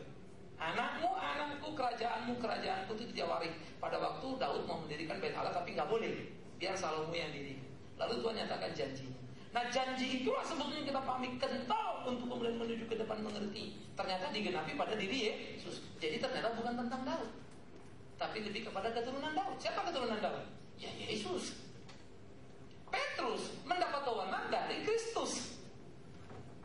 Nah, maka wibawa gereja di sini kasusnya itu muncul, itu kan pasal 16. Lalu di pasal 18 langsung segera nongol, ya kan? Yaitu siapa yang menyesatkan orang, kan begitu. Siapa tentang menasihati sesama saudara. Ternyata kunci yang dimaksud apa yang kau ikat terikat, apa yang kau lepas terlepas adalah di pasal 18 ada penjelasan. Jadi kalau gereja punya kasus satu orang salah nih, tahu, kamu salah, pendeta bilang, oh enggak, saya nggak salah, blablabla. Oke. Panggil dua saksi. Betul kamu salah, saya juga tahu. Ada dua saksi toh? Sah. Tapi dia bilang, enggak, saya nggak salah, blablabla. Oke. Datanglah jemaat diumumkan. Orang ini salah. Bagaimana pendapat jemaat? Semua bilang, betul salah. Enggak ngaku juga dia. Keluarin, kenalilah dia sebagai orang berdosa. Itu disiplin gereja. Loh, Pak, gereja kok kejam amat? Siapa bilang gereja kejam? Di mana kejamnya? Yang aneh kalau gereja nggak punya disiplin. Tapi kalau kemudian dia di luar sana, wah teriak-teriak, dia ternyata sadar salah, dia mau kembali, buka pintumu, engkau mendapatkan dia kembali dalam pertobatannya. Nah, itu gereja. Apa yang kau kunci? Apa yang kau lepas di surga terlepas di bumi, terlepas di surga, kau ikat di bumi, terikat di surga. Jadi waktu kita mengatakan dia orang berdosa, tapi berdasarkan proses tadi, bukan satu orang plus dua saksi plus jemaat, maka apa yang kita katakan orang yang juga berdosa di sorga. Nah, gereja menyelewengkan di take over oleh satu orang berdasarkan struktur jabatan. Nah, itu terjadi penyelewengan kekuasaan. Itu salahnya. Itu penyelewengan kekuasaan itu jadinya. Tuhan tidak pernah kasih personal. Maka ada aturan. Termasuk rasul pun mesti tunduk, harus ada saksi. Ya kan? Makanya waktu anaknya Safira, anaknya jatuh, Safira mana suami kita? Tadi orang baru gotong suamimu. Kamu bohong lagi, gedebuk mati. Kenapa? Karena dia sudah bohong depan orang banyak. Yang dia bohongi paling parah lagi Roh Kudus. Karena ada saksi, ada rasul, ada semua gitu kan. Gedebuk Safira kacak-kucuk. Dipikir udah oke punya kan di sandiwara kan begitu. Ya gedebuk lagi. Kadang-kadang saya juga suka mikir gitu ya. Kalau orang bohong-bohong, kita ngomong bohong mati loh ya. Pas bohong gedebuk mati, puas juga ya rasanya. Tapi sekarang nggak bisa ya, bisa dibohongi, kita kena juga, kita dibohongin kan begitu ya. Kadang-kadang mesti peka juga, kita susah begitu ya. Kadang-kadang saking cengkelnya. Tapi memang zaman beda sih ya. Nah, jadi di dalam pemahaman seperti itu kita melihat pergerakan, sehingga istilah apa yang kau ikat di bumi terikat di surga, lepas bumi terlepas di surga, itu tidak sama dengan kita ikat-ikat setan. Nah, ini banyak sekali pemahaman salah. Tahu kami saudara, setan kami ikat. Apa yang mau kau ikat setan itu? Apalagi kalau bukan roh ngantuk, roh cubit-cubitan, roh segala macam. 25 roh kau sebutkan, 50 belum. Bergerak dia kan. 50 kau sebutkan, 75 belum. 1000 kau sebutkan, 1500. Menyebut itu aja kita ada capek kita. Tapi berdoa Tuhan peliharakan kami, sehingga segala kejahatan bisa kami kalahkan oleh kuasa-Mu. Selesai. Karena apa? Kalau memang betul kita anak Tuhan, kejahatan tidak bisa ganggu kita.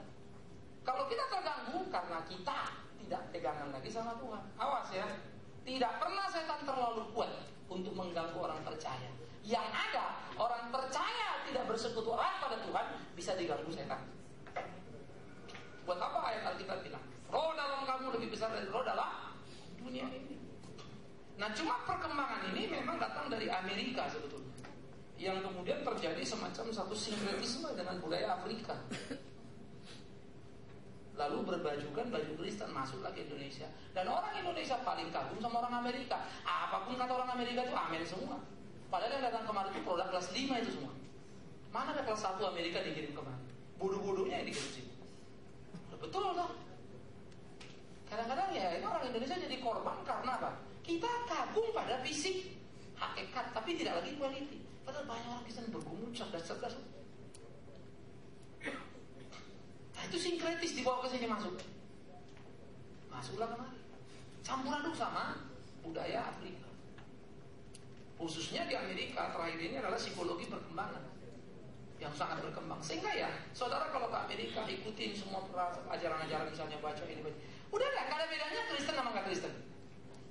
Betul? Baca buku-buku di Gramedia itu. Zen Buddhisme, beli. Kekuatan kasih. Ada Zen Buddhisme. Pencerahan. Mirip sekali sama Kristen. Kenapa? Karena orang Kristen merendahkan mutu kekristenan. Jadi bisa diikuti sama yang lain. Ngerti maksudnya? Kita yang bikin rendah jadi bisa ditiru. Padahal aslinya nggak bisa ditiru itu. Tapi aslinya rupanya orang Kristen juga merasa terlalu berat. Kalau kopi terlalu kental, kata bayar dah, terlalu berat minumnya. Ditiru orang lah begitu. Padahal mestinya aslinya ya yang kita pegang. Wah, Alkitab itu hebat. Jadi beda sekali ya. Sehingga dalam pemahaman-pemahaman itu mesti kita harus betul-betul memahami dengan betul. Oke, ada lagi?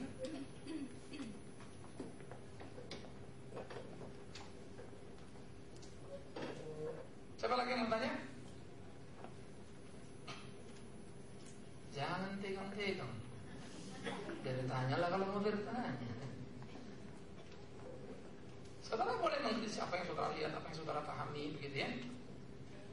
Makanya Philadelphia ini banyak sebetulnya dipakai orang untuk yayasan-yayasan supporting, ya, bantu-bantu orang. Itu Philadelphia namanya, karena backgroundnya begitu. Kita kenapa pakai nama sekolah kita yang di Kalimantan Makedonia?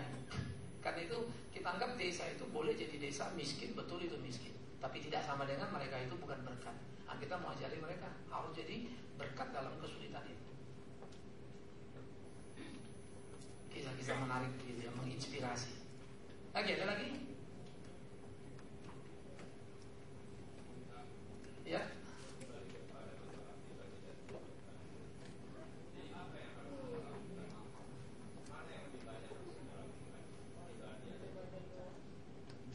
Maksudnya apa? Keselamatan ini? Iya, dalam kekristenan. Oh, pribadi atau kelompok kalau dalam pemberitaan Injil mah nggak ada masalah. Kita kan bisa memberitakan pada sekelompok, tapi 10 pribadi yang terima, 5-nya nolak, nggak ada masalah. Nangkap ya? Satu keluarga kita ngomong aja belum tentu semua mau terima. Mamanya mau oke-oke, amin-amin, bapaknya enggak, atau sebaliknya. Ya. Jadi kalau pemberitaan itu 1, 2 kelompok kecil, pribadi, kelompok kecil atau kelompok besar, sangat besar, massal, itu hanya cara pendekatan. KKR tidak lebih baik dari pelayanan pribadi, tapi pelayanan pribadi pun tidak bisa dibilang lebih baik daripada KKR. Tergantung sikonnya. Kalau saya dikatakan di Indonesia tidak bijak KKR, kalau saya, gitulah. Dengan belajar realitas sosiologi yang ada, ya kan? Lebih bagus kelompok-kelompok sedang, persekutuan apa itu jauh lebih efektif untuk memenangkan orang. Kelompok-kelompok diskusi, ya, atau pendekatan pribadi. Ketembang gak harus gede-gedean, ngebangunin singa tidur, bikin ribut tak karu-karuan. Ya, seperti KKR kemarin mau diserbu sama FPI, akhirnya diamankan sama MPR. 1 miliar 1 malam. Awak bangun sekolah cari dana susah. MPR 1 malam dapat 1 miliar. Gila. Besok-besok sampai ngadusin, Pak, kenapa nggak bikin Pak nasi antar kumpulin semua kan? Jadi penjaga keamanan KKR. Pasukan Batak itu kalau dikumpulin se Jakarta ini siapa yang berani ganggu? Kalau siapa keamanan? Batak Ambon. Selesai kan? Aman itu pasti. Siapa ketuanya? Bisman Sirait kan gitu kan? Pendeta pula lagi resmi kan? Sebelum berangkat pedang itu tumpangin tangan, "Damam Yesus, Laskar Kristus, majulah." Mantap kan? 1 miliar 1 malam. Tapi gila memang sekarang. Itu makanya dalam gerakan-gerakan gereja itu mesti bijaksana. Lihat, gitu kan. Tetapi juga jangan ketakutan. Ya. Bijaksana, tapi jangan bijak sini. Apalagi bijak situ. Pasti nggak bijak. Ya. Nah jadi personal, kelompok kecil, kelompok besar atau massal itu cuma cara, tapi mesti dilihat situasinya. Kalau mau dirubah kelompok besar silakan, massal silakan ya. Boleh-boleh saja. Tapi kudu hati-hati, harus mempertimbangkan. Salah satu contoh di Jerman, saya kira ada daerah-daerah tertentu yang kalau kita pas lagi kebaktian itu tank jam 10 malam yang mesti berhenti. Kenapa? Kalau dia merasa ribut, terganggu, dia telepon polisi, kita datang, di-shoot. Anak-anak gak kasih tahu saya, tanya jawab asik aja kan pakai mic terus. Pak, berhenti pada jam 10. 10:05 gitu. Loh kenapa? Udah Pak, nanti dikasih tahu Pak. Udah berhenti dong. 10:05, oke stop. Oke, pertanyaan kita bisa lanjut lagi. Udah seru nih ngobrol-ngobrol. Udah berhenti. Baru mereka kasih tahu. Tadi kita lupa kasih tahu. Kita lingkungan sini agak sensitif dan terakhirnya jam 10. Makanya sekitar sini apa? Kristen. Nah, coba pikirkan. Kristen gini kan? Bayangkanlah, kita bisa disu orang Kristen gara-gara ribut. Jadi kalau di Indonesia ini kita disu agama lain, cukup terhormat itu. Nah, maksudnya ngertilah kita gitu loh. Makanya jangan bangunin singa tidur. Kan ada tata krama, ada sopan santun, ada aturan main. Tahu toh cara bagus gimana ya? Jangan bikin masalah. Mari kita pikirkan cara yang lebih bijaksana. Ngapain mengeluarkan energi untuk hal yang tak perlu kan gitu. Akhirnya bahkan siapa sih yang puas, siapa sih tidak jelas. Ini perlu hati-hati ya. Oke saudara, kita akan akhiri di sini. Tapi saya sedikit sharing pada kesempatan ini tentang fenomena gereja ini ya. Ini kasus kedua yang saya temukan. Saya juga heran kenapa bisa beruntun menemukan kasus ya. Jadi ini orang pulang dari KKR kesembuhan. Oke, udah sembuh. Puji Tuhan, satu keluarga happy setengah mati. Buddha pula lagi. Ya, terima Yesus mereka. Kemarin akhirnya istrinya ke orang, nggak tahu saya memang dari dulu begitu, enggak, tapi waktu ditemukan ke saya sama satu jemaat, kayak kehilangan akal, suaminya sekarang ngamuk-ngamuk, maki-maki. Apa itu kalau orang Kristen? Lo kenapa? Katanya anaknya itu waktu ke KKR sembuh, tapi kemudian sesudah sembuh 1-2 hari drop, seminggu meninggal, leukemia dari. Yang satu lagi juga begitu, dibawa ke KKR 3 hari kemudian meninggal. Saya tidak punya waktu, tapi memang riset ini menarik.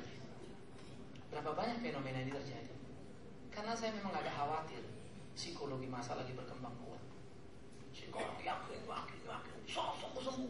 Wah, betul kan? You punya potensi hebat tuh pada diri. Maka six sense semua orang bisa dilatih. Tinggal setinggi apa kepekaannya. You punya the power of mind itu keluar semua. Nah, itu di Amerika kan dikembangkan kekuatan dari pikiran. Jadi kalau sembuh dia sembuh beneran. Tapi memang gak sembuh sih sebetulnya. Sehingga seminggu itu drop. Liwat. Shock orang tuanya. Ini saya baru temu dua fenomena. Tapi gak sengaja. Saya kalau di riset ini menarik juga. Dari berapa banyak, sekian banyak. Saya kalau gak salah di Amerika sudah di riset. Banyak orang yang lumpuh jalan, pulang lumpuh lagi. Tapi itu memang teman saya pernah ngalamin. Habis tabrakan, udah pakai tongkat gitu kan, gak bisa. Wah, kita ke persekutuan. Wah, kesembuhan. Saya memang di barisan itu dulu kan. Wah, lu yakin. Saya juga support dia kan. Wah, puji Tuhan. Mau lompat sudah. Wah, dia lompat. Wah, saya juga temannya berdui. Haleluya gitu kan. Saya bawa tongkatnya pulang. Ayo kita pulang. Saya bawa tongkatnya. Wah, dia jalan pulang. Besoknya aku gak ketemu dia. Kemana ya? 1-2 hari gak ketemu, hari ketiga datang. Pakai tongkat lagi. Lu kenapa lu? Gila lu, besoknya gue sakit lagi. Gila ya. Hah? Saya agak sedih. Saya sangat percaya lu mujizat Tuhan. Percaya sekali. Karena saya pernah 2 orang sembuh. Ya. Saya sendiri pernah sakit luar biasa mendidik. Saya mau khotbah, saya 2 sembuh. Hujan melintir dong, gila-gilaan saya tugas MC musik berangkat. Aduh Tuhan tolong. Gua jalan kaki bisa kuyup mati nih gak jadi MC kan begitu. Doa terus nyanyi begitu sampai di tempat persekutuan. Baru nyampe, buah dulu kencengnya setengah mati hujan. Kayak ditahan-tahan gitu supaya saya lewat doang. Ngalamin kok. Saya percaya banget mujizat. Tapi saya sangat percaya banget bagaimana setan juga mau menduplikasi semuanya. Nah, makanya kita hati-hati, jangan gelap mata ya. Gereja itu mesti bijak, kuat. Semoga kita jadi pemenang, bukan pecundang. Kita berdoa. Kami bersyukur ya Tuhan untuk seminar ini. Terus Tuhan tolong pimpin kami. Makin hari makin jeli menemukan kebenaran, tidak tersesat dalam kekacauan. Karena kami sadar betul penunggang-penunggang nabi-nabi palsu itu terus berteriak, menyuarakan Alkitab menurut selera diri mereka sendiri. Salah dalam memahami, tergelincir, akhirnya menjadi salah. Banyak mereka menikmati, tapi kami berdoa bagi yang sadar itu salah, kiranya boleh kembali ke jalanmu, berjalan pada jalanmu. Terima kasih untuk Jemaat Philadelphia menjadi figur kami boleh belajar. Seharusnya kami juga bisa. Supaya kami tak berkeluh kesah hanya karena kami tidak kuat secara finansial, lemah ini, lemah itu, lalu beralasan untuk tidak jadi anak Tuhan yang baik.